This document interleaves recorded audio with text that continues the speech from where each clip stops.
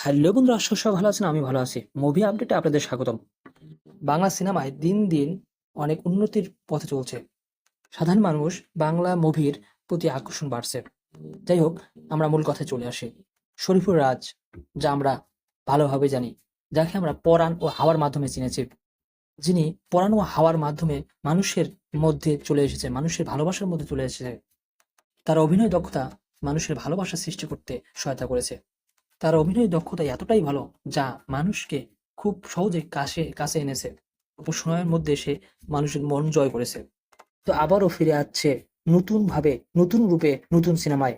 হ্যাঁ, এই ঈদে আসছে তার অ্যাকশন ধর্মীয় সিনেমা ইনসাফ।